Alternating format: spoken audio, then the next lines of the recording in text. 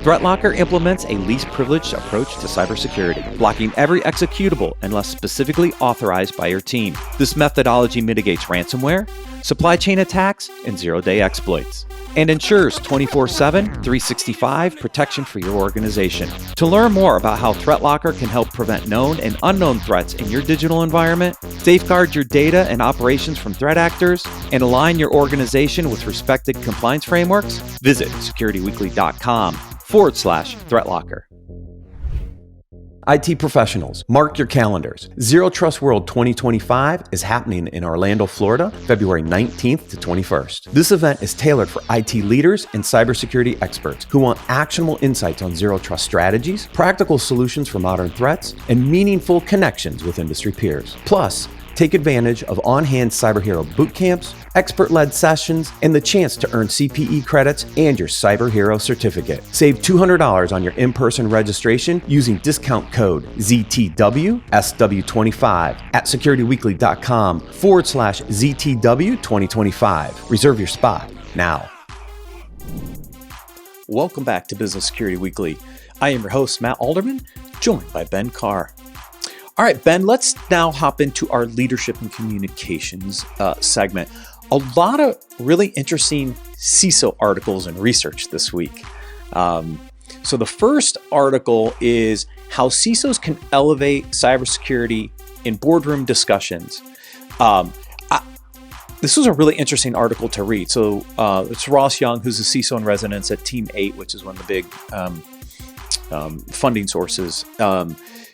And he walks through some of the different areas of communication in the boardroom and answers some interesting questions, right? So I found this interesting because I think it's a good guide to help security professionals figure out how to present and align to board's priorities, which are always around revenue and profitability.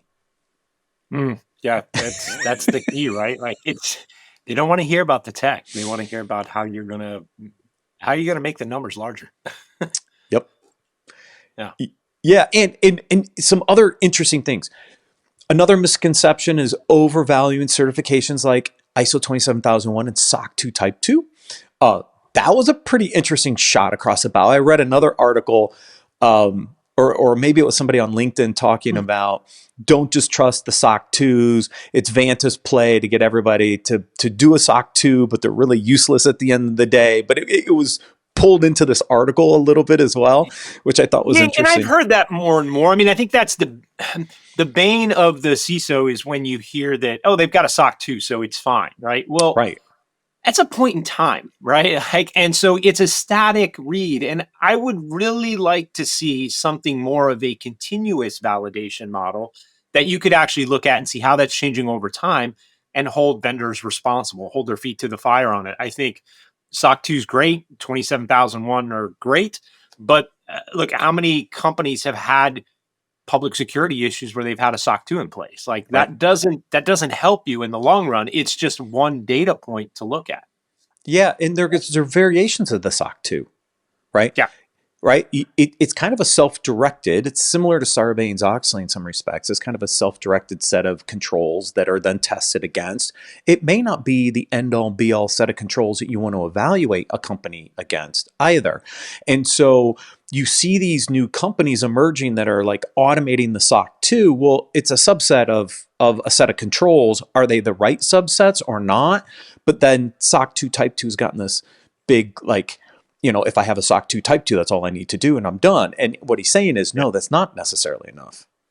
And you have to run a better third-party risk program. But again, like the nuance of that isn't going to be something that the board necessarily wants to hear about, right? I think that's the context of this article is you've got to figure out how to tune that, align your metrics and KPIs to things that the board are going to be interested in. Just stop going in and talking technology. I mean, if you want to be seen as a business leader, talk the language of the business, figure out what the other board members are interested in, do a lot of listening on your first, interactions with that board to kind of feel what is the temperature, where do they want to align to and what draws them, and then map what you're reporting on and how you're aligning your program to those things. Yeah, absolutely. Again, align to the business, folks. Figure out what's important to the board, what's important to the business, align your metrics there. You'll be in a much better position when you walk into the board meeting or into any executive committee for that fact. The next two articles are off, I think they're off the same research. So Splunk and Oxford Economics did a CISO study. And so there's kind of two versions of the results in these two articles that I pulled together. So some interesting stats. So we'll debate whether this is stats, Matt. Like they didn't survey the right people. They made this up. Pulled numbers out of a black bag. I'm not sure where they came up with this. Yeah. 82% of CISOs now report directly to CEOs. I think that would be news to those 82% of CISOs. Yeah, I don't. That's not what I'm seeing when I talk to colleagues, when I talk to other people, when I talk to companies that I go out and have discussions with. It's nowhere near 82%. And certainly, if you talk to recruiters out there like Michael Piacente, Korn Ferry, like any of them, I don't think you're seeing that. I don't think you're seeing that from recruiters either. Like that's not where the CISOs searches are actually saying that these CISOs report. So I find that information very questionable at best. Yeah. So the responses were drawn even from 47% in 2023. That seems. I know. Yeah. 10 countries though: Australia, France, Yeah. Germany, Italy, India, Japan, New Zealand, Singapore, the UK, and the US. Obviously, maybe overseas, those stats are a little more in line. It would have been super interesting to see the breakdown of that data and see how that maps. I mean, also, like, there was a quoting stat in here that said 29% of CISOs said their board includes at least one member with cybersecurity experience.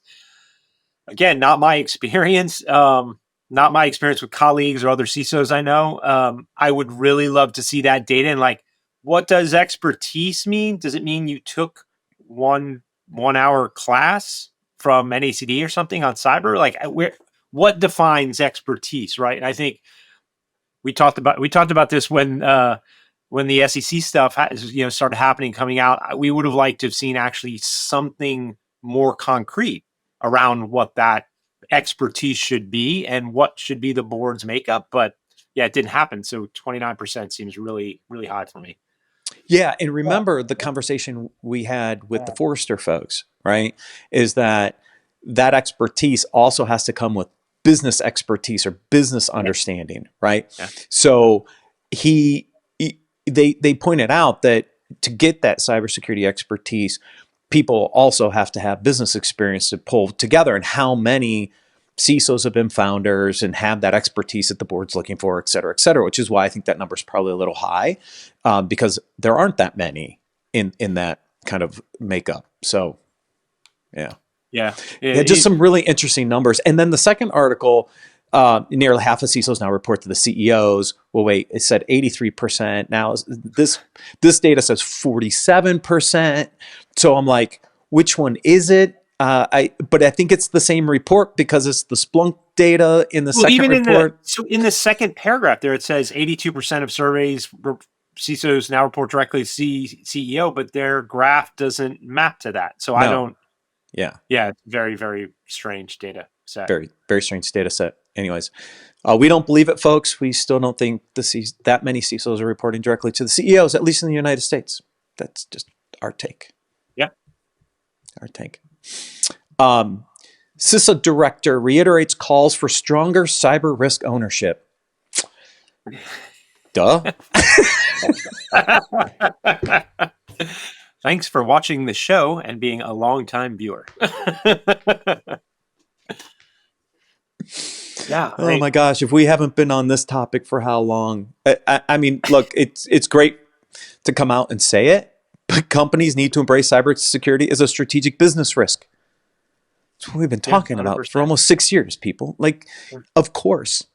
But yet, this is why the previous data is so discerning, right? Is if we truly had 82% of CISOs reporting to CEOs, to me, that would give us an indication that the company is embracing cybersecurity as a strategic business risk. But when you look at these two together and you see that we're not embracing cybersecurity as a business a strategic business risk. That's why I throw kind of shadow on the previous data, because there's a misalignment here somewhere.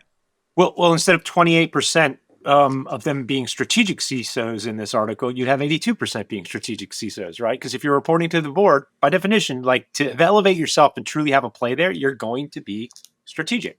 And I actually think, look, they've broken out into three phases of the modern CISO. I like, in our conversation that we had previously, I like the 6 or 7 categories, right? Like actually breaking the CISO role down more into what you actually do versus strategic, functional, or tactical. I don't think that really talks to the role enough and actually addresses strengths and weaknesses and what you need for an organization, depending upon your journey.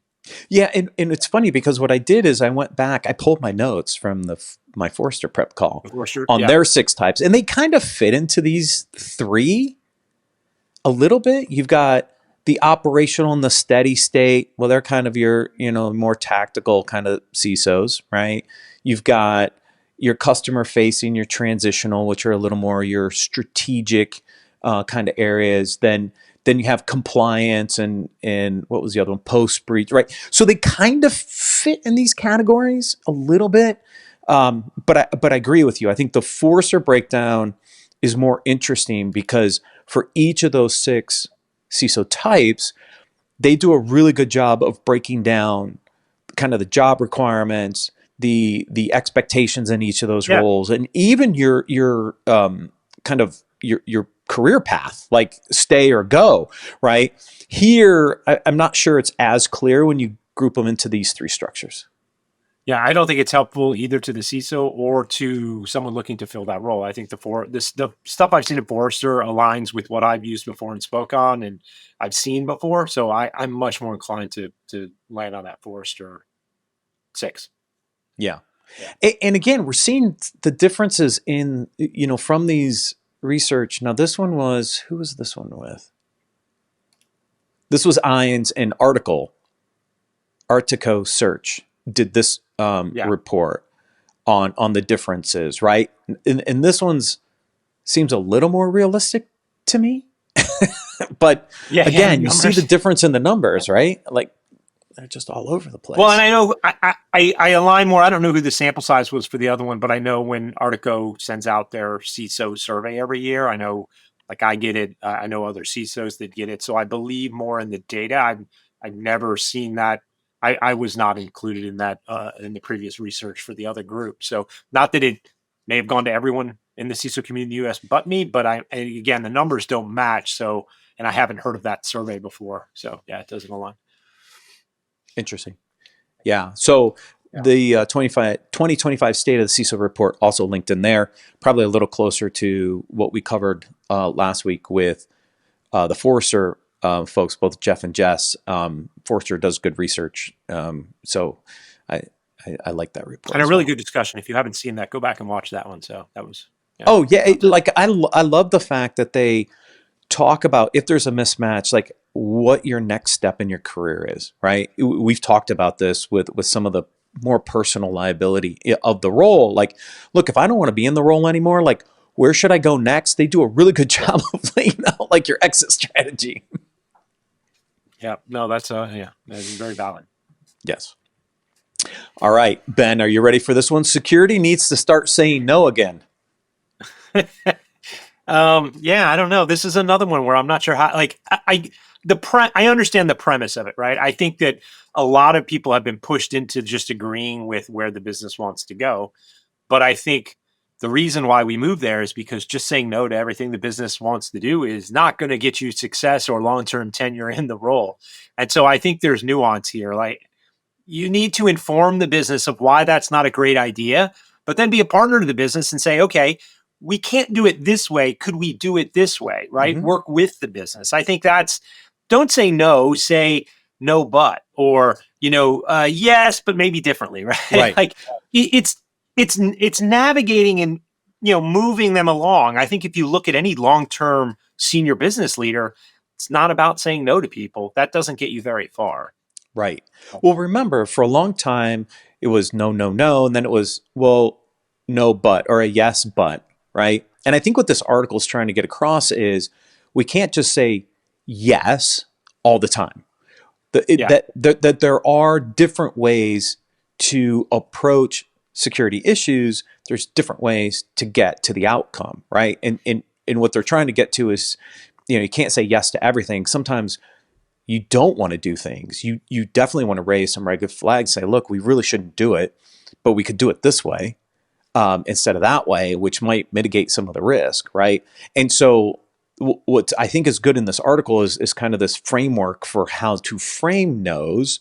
Not that we want to become the department of no again, but I think what they're trying to say is we have to be able to push back sometimes against the business when there are large risks, and how do we account for those in a way that allows us to have a conversation about it and not just a blanket yes or a blanket no. Well, look, this is the leadership and communication session, right? So it's communication.